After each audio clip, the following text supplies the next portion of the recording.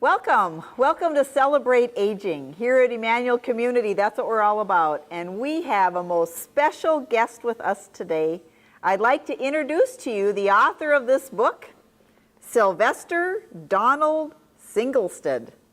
And I think by the end of our 10 minutes that you're going to think, my gosh, she must have got him from Hollywood. But you know what? He's right from Park Rapids. You're right in our backyard. A Minnesota man, true and true, and we are here to talk about the book that he has written. I asked him when he started writing it, and he said when he was 90. And it's called The Fighting Fool, A Decorated Veteran Remembers World War II. It's a most amazing book, a wonderful an account of his time spent in World War II. It's very easy, readable. It's got a lot of pictures in it, and if you're interested in it, he has them for sale.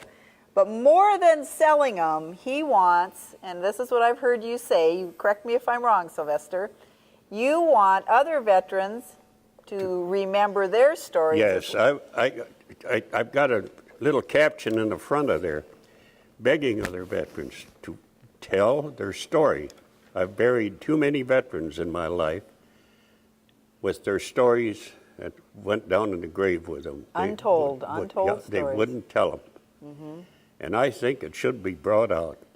The nation should know why we had wars and why we will still have wars. And somebody said, well, we're hoping we're through with them. I said, no. I said, do you ever read the Bible? I said, God says right in the Bible there will always be wars. There will. And that's one of those sad realities. That's right. But as I read this book, I also reminded of the humanity and the compassion with which you served and the other people you served with. And it's an encouraging book at the same time, a book about reality. Now you served from, tell us how you enlisted, right?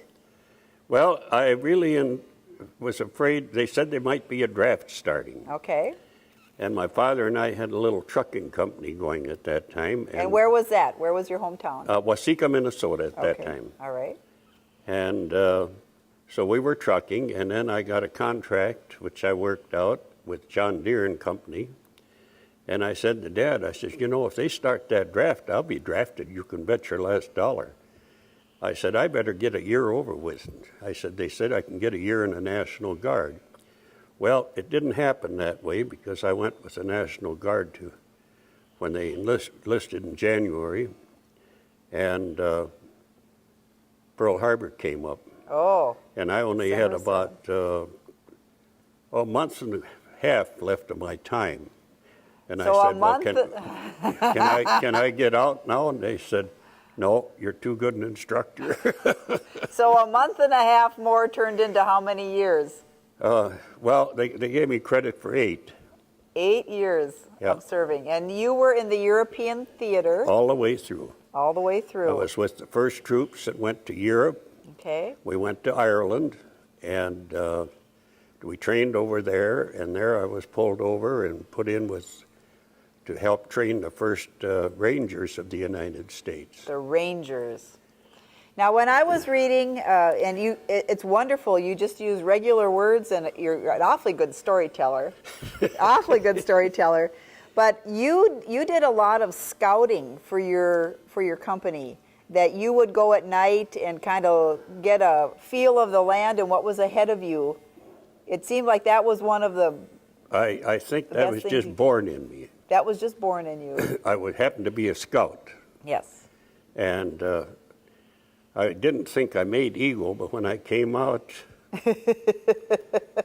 the scoutmaster gave me an eagle. Oh, I bet he did. And you also share in this book that you have an ear for languages. Yes, I do. I could pick up languages very, very easily. I think the first language, we went on a boat and we were going to invade Africa. Okay. We went into it, Iran, and I was talking one day with a guy down there, and he said, you know, where do you think we're going? I said, well, we're not going to Asiatic. I said, I can't quite figure it out. And he ended up as he was an Arab. Arab, okay. And he happened to be ended up as my first aid man. Okay. And he stayed with my company for all through Africa. Okay. His name was Abadili. Abadili. Doesn't sound very Norwegian. No. No, Abadili was Arab. And he said, you know, I was talking to the captain, and he's making up some sheets of how to learn to speak Arab. I said, now where are we going? Oh. So he and I sat and we figured it out. Okay. But we didn't know where we were going to land. All right. But we did land and when we went in. But then I was pulled off at the Rock of Gibraltar. The first thing when we got there, they wanted guys to help carry stuff off the big boat. Sure. So I volunteered, and finally, the guy said, you're a sergeant. I said, well, I can volunteer. I'm a strong man. So we were carrying stuff, and guess where we carried them? We carried them underneath the rock of Gibraltar. Really? And there's where first time I met Eisenhower. Really? You met Eisenhower? He was there already. Okay. He was in charge of this invasion, Wow. which we'd made on Africa. Wow. And he said, Sergeant, he said, you take these guys over. He said, we got to have somebody running them here. He saw that I had it. Sure. So I said, okay. So when we got through, they said, you know, you guys did a real good job. We're going to take you over here for dinner. We'll give you 25 minutes on the shore over at neighboring country. Okay. So we went over there. Uh-huh. Then I came back and they said, you're going back with the Rangers. Going back to the Rangers. I am? Yep. You said, you're a heck of a shot. We need a sniper. Oh. So I happened to go back, and I got on a British sub with 5 guys. Mm-hmm. We got off on a rubber boat, and I happened to get in the mountains, and I said, you know, there's a graveyard right down below here. You guys see that? Yeah, it's still dark. Mm-hmm. We got up this highway, the peak, and that was above Iran. Wow. And I went down, and I said, I'll get down amongst those gravestones and see if I can get a better look at the city for getting a good shot. So all at once I saw this group of men that had to come off of a boat because it was sinking. Oh boy. Happened to be the one I had been on. Really? Oh yeah, we had quite a few killed on that boat. Oh, how sad. They got direct hits. Anyway, I saw them marching up their street and coming down. I saw a tank coming down another street, turned around and lowered the boom. My whole battalion, headquarters, surrendered. Really? And I started laughing. Oh. I never laughed again. I bet not.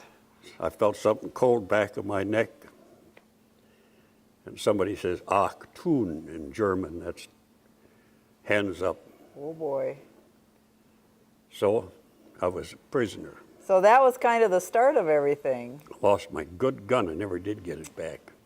Well, there's all these kinds of stories written in this book, and we, like I say, if you're interested in it, he has them for sale. And also, though, that if you tell your stories, I'm sure that as you talk with another veteran, you'll find out that his size 13 shoes, he got them from paratrooper ranks because they were the lighter shoe. A lot of walking when you're in the service.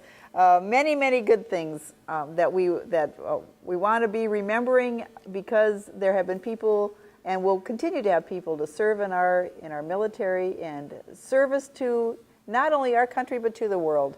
So we give you thanks. We thank you for your service, Sylvester. Appreciate. And I appreciate all that you've done, and in writing your book.